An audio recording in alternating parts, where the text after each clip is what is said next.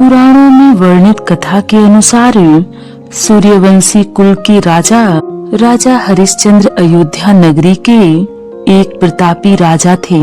राजा हरिश्चंद्र की पत्नी रानी तारामती थी और इनके पुत्र का नाम रोहिताश्व था। राजा हरिश्चंद्र अपने वचन पर अड़िग रहने वाले और सत्य की धर्म पर चलने वाले राजा थे।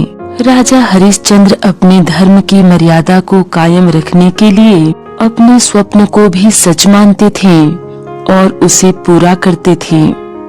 परोपकारी राजा हरिश्चंद्र नित्य दान करते थे। ऐसा कहा जाता है कि राजा हरिश्चंद्र सवेरे भोजन करने से पहले स्वर्ण, गौ, जल, भूमि, भोजन इत्यादि का दान किया करते थे। इसके पश्चात भोजन को ग्रहण करते थे। एक रात राजा हरिश्चंद्र को एक स्वप्न आया कि उन्होंने अपने महल को किसी ब्राह्मण को दान कर दिया था। जब सुबह राजा की आंख खुली तो वे स्वप्न की घटना को भूल गए थे। नित्य के काम निपटाकर जब राजा हरिश्चंद्र अपने दरबार में गए तो उस दिन उनसे मिलने 1100 ब्राह्मणों के साथ महर्षि विश्वामित्र वहां आ गए। महर्षि विश्वामित्र के पैर धोकर राजा हरिश्चंद्र ने उनका स्वागत किया और तभी राजा हरिश्चंद्र को अपने स्वप्न की घटना याद आ गई। अपने स्वप्न की मर्यादा को रखने के लिए उन्होंने विश्वामित्र से अनुरोध किया कि क्या आप मेरे महल को दान में स्वीकार करेंगे। तब महर्षि विश्वामित्र ने राजा हरिश्चंद्र के प्रस्ताव को स्वीकार कर लिया। राजा हरिश्चंद्र ने सभी ब्राह्मणों को भोजन करवाया और दक्षिणा देने लगे। तब महर्षि विश्वामित्र ने उनको रोक लिया और कहा, अब इस संपत्ति पर आपका कोई अधिकार नहीं है, इनका आप पहले ही दान कर चुके हैं। इतना कहकर विश्वामित्र ने राजा हरिश्चंद्र, रानी तारामती और उनके पुत्र रोहिताश्व के आभूषण उतरवा दिए और दक्षिणा की मांग करने लगे। तब राजा हरिश्चंद्र ने निवेदन किया कि मैं तो पहले ही आपको सब कुछ दे चुका हूँ, अब मेरे पास देने के लिए कुछ भी नहीं है।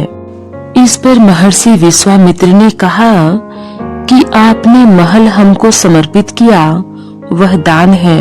हमने आपके यहाँ भोजन किया, उसकी दक्षिणा अलग से चाहिए। हम यहाँ पर 1100 ब्राह्मण हैं, कम से कम एक स्वर्ण मुद्राएं तो दक्षिणा में देनी चाहिए, अन्यथा तुम पाप के भागी बनोगे।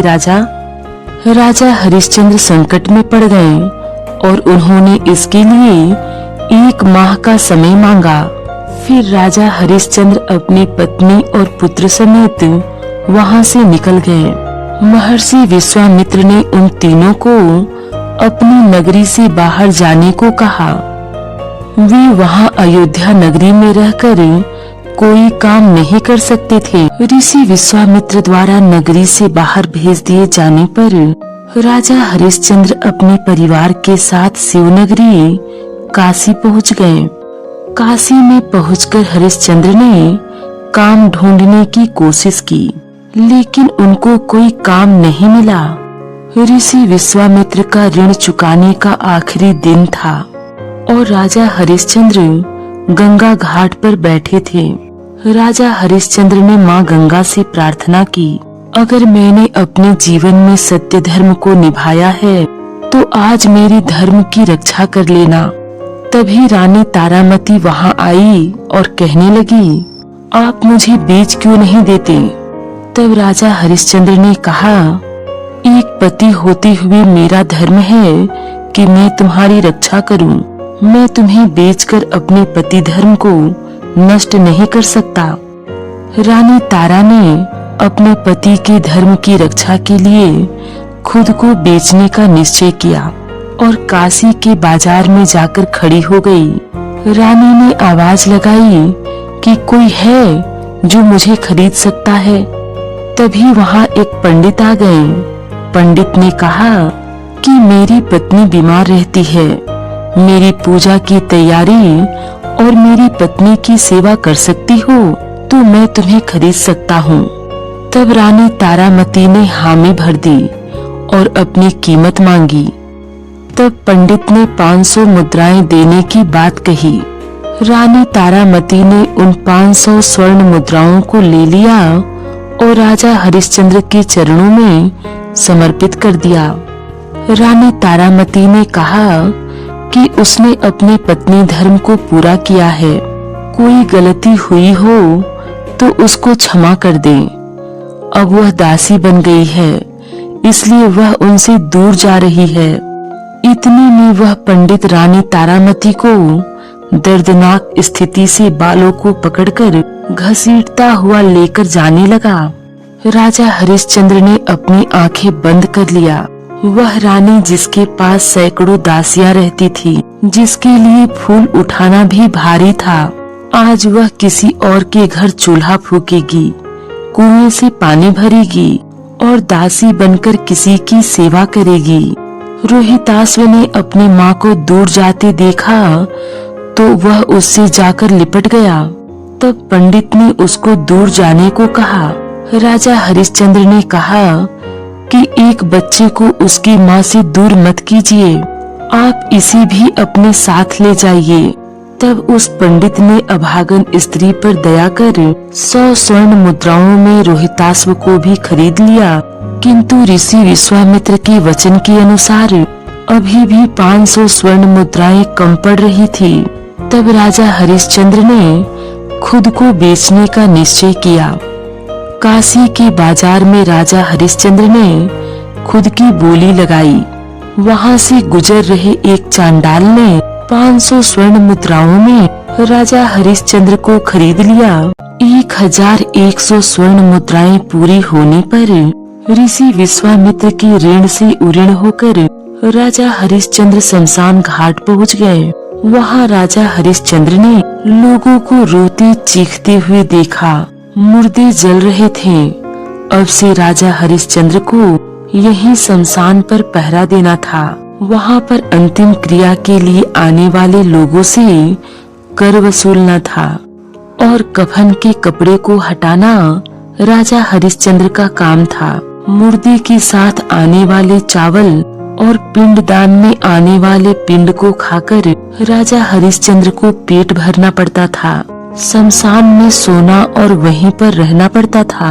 इतनी विपदाओं के बाद भी राजा हरिश्चंद्र ने अपने धर्म को नहीं छोड़ा और पूरी निष्ठा से अपने धर्म को निभाने में लगे रहे।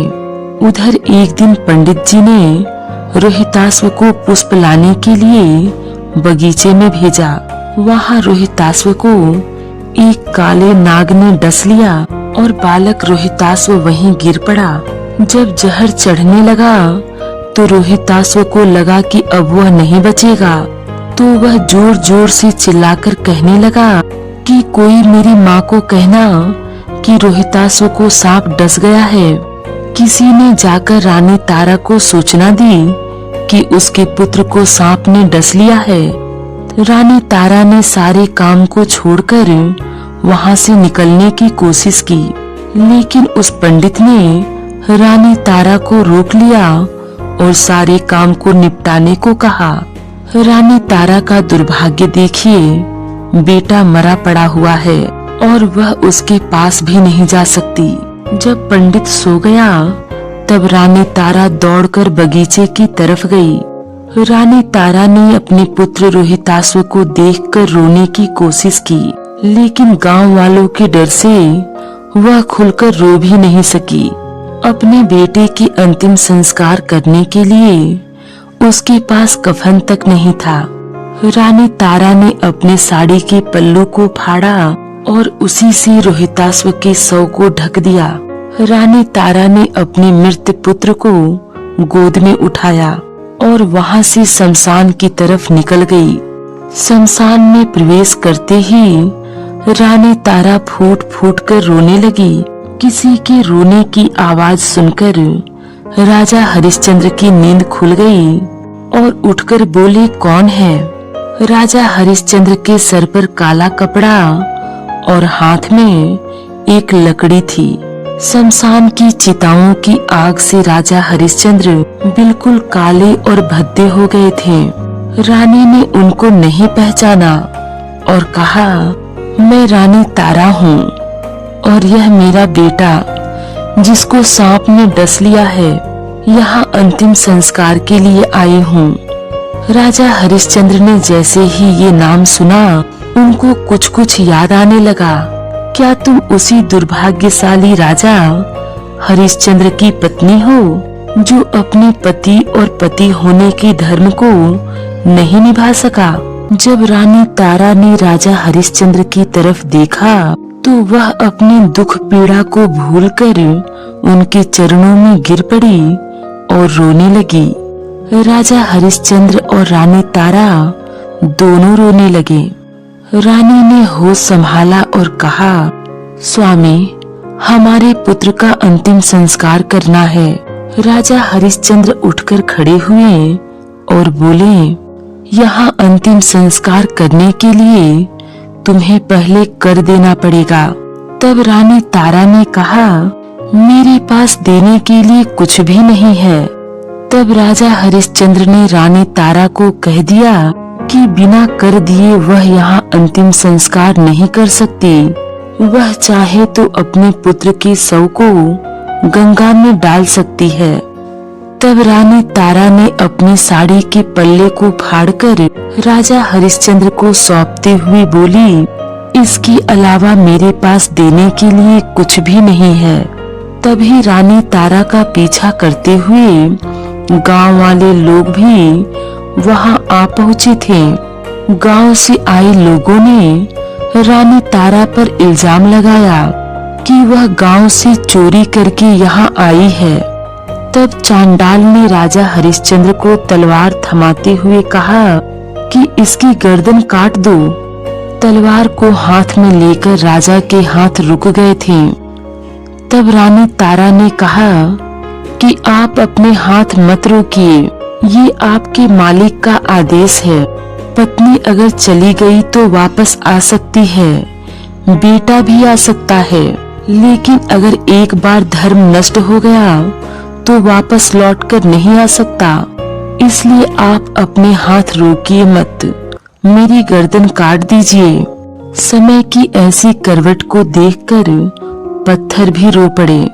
तो फिर भगवान को तो वहां आना ही था। भगवान वहां आए और उन्होंने राजा हरिश्चंद्र के हाथ को पकड़ लिया। राजा हरिश्चंद्र ने देखा कि भगवान स्वयं उनको रोकने के लिए आए हैं। राजा हरिश्चंद्र उनके चरणों में गिर पड़े। तब श्री हरि ने उनको उठाया और गले लगाया। भगवान ने कहा, बहुत हुई तुम्हारी परीक्षा, तुम परीक्षा में सफल हुए, तुम एक सच्चे सत्यवादी राजा हो।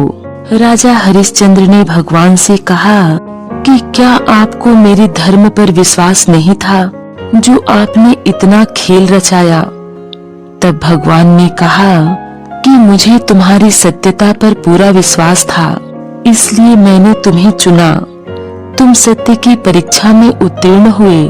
तुम्हारे जैसा सत्यवादी राजा न तो आज तक हुआ है और न आगे कभी होगा। ये दुनिया तुम्हें सत्यवादी राजा हरिश्चंद्र के नाम से जानेगी। श्री हरि ने मरे हुए रोहिताश्व को जिंदा कर दिया, सभी को सुंदर शरीर प्रदान किया और महर्षि विश्वामित्र ने राजा हरिश्चंद्र को उनका महल वापस सौंप दिया। पुनः राजा हरिश्चंद्र और रानी तारामती उस महल में रहने लगे और राजभोग भोगने लगे। ऐसा कहा गया है कि धर्मो रक्षति रक्षिता, तुम धर्म की रक्षा करो, धर्म तुम्हारी रक्षा करेगा।